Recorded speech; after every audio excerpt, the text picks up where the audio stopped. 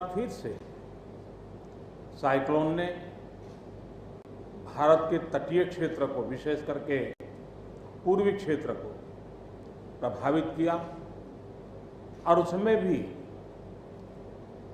सबसे ज्यादा दुष्परिणाम पश्चिम बंगाल के हमारे भाइयों बहनों को, पश्चिम बंगाल के नागरिकों को, यहाँ के संपत्ति को बहुत हानि पहुंचाई है।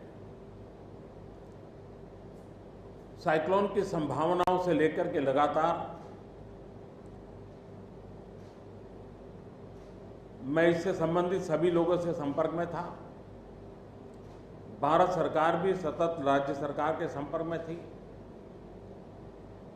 साइक्लोन का नुकसान कम से कम हो, इसके लिए जो भी आवश्यक कदम उठाने चाहिए उसके लिए राज्य सरकार और केंद्र सरकार ने मिलकर के भरसक प्रयास किया। लेकिन उसके बावजूद भी करीब करीब 80 लोगों के जीवन हम नहीं बचा पाए। इसका हम सबको दुख है। जिन परिवारों ने अपना स्वजन खोया है उनके प्रति केंद्र सरकार, राज्य सरकार और हम सबकी संवेदनाएं हैं और इस संकट की घड़ी में हम उनके साथ हैं। संपत्ति का भी नुकसान काफी होता है, चाहे एग्रीकल्चर हो, चाहे पावर सेक्टर हो, चाहे टेलीकम्युनिकेशन हो, चाहे घरों का उजड़ जाना हो, अनेक प्रकार का, चाहे वो इंफ्रास्ट्रक्चर का हो, चाहे व्यापार जगत से लोग जुड़े हुए हो, चाहे खेती क्षेत्र से जुड़े हुए, हर किसी को नुकसान होता है। आज मैंने हवाई निरीक्षण करके बारीकी से इस प्रभावग्रस्त विस्तार को मुख्यमंत्री जी के साथ, गवर्नर श्री के साथ दौरा करके उसको देखा है। अभी राज्य सरकार ने और मुख्यमंत्री जी ने विस्तार से मेरे सामने जो भी प्राथमिक आकलन है उसका ब्यौरा दिया है।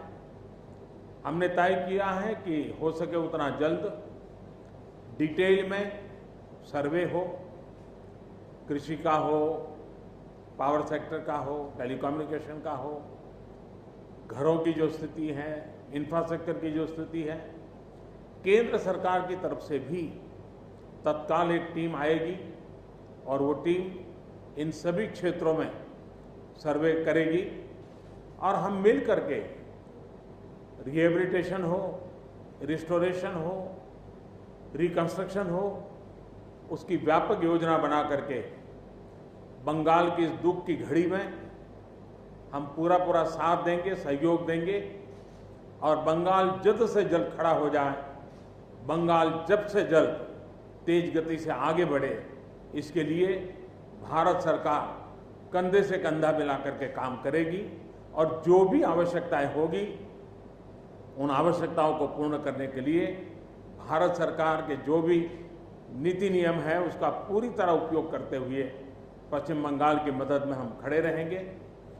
अभी तत्काल जो इस संकट की घड़ी में राज्य सरकार को कठिनाई न हो, इसके लिए एक एडवांस असिस्टेंस के रूप में 1000 करोड़ रुपया भारत सरकार की तरफ से व्यवस्था की जाएगी।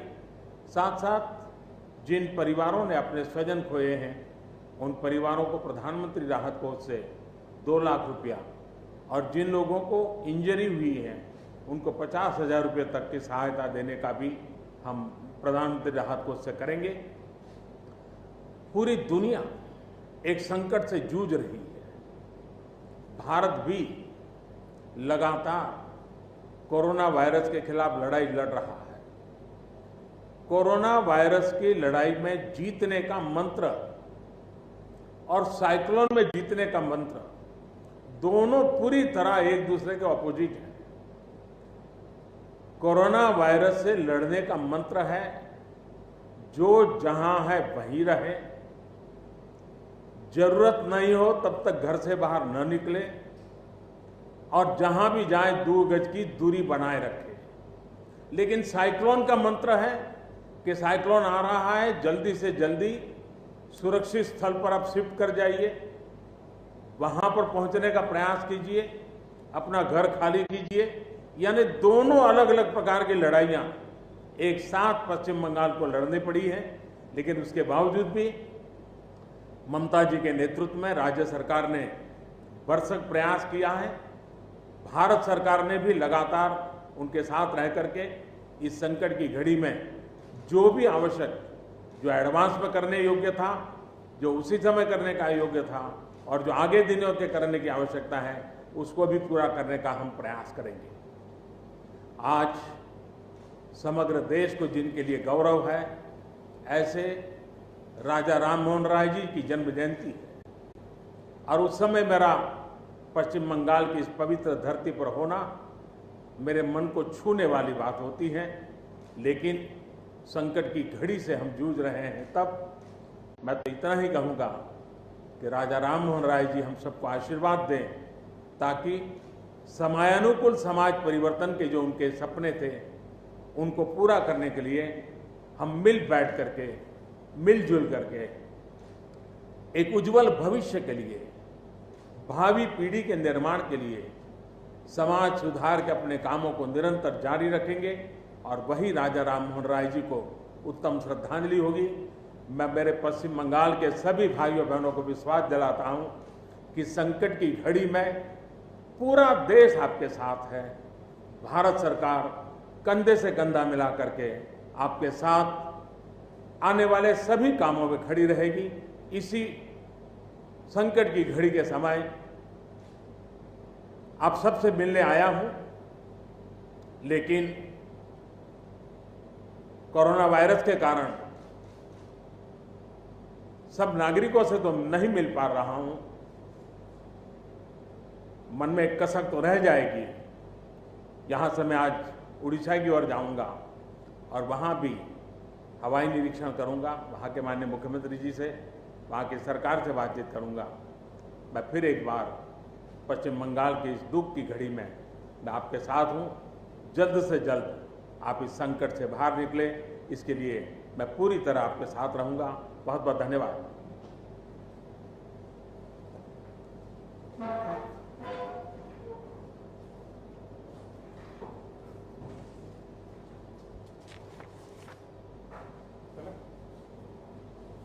थैंक यू भैया। आप लोग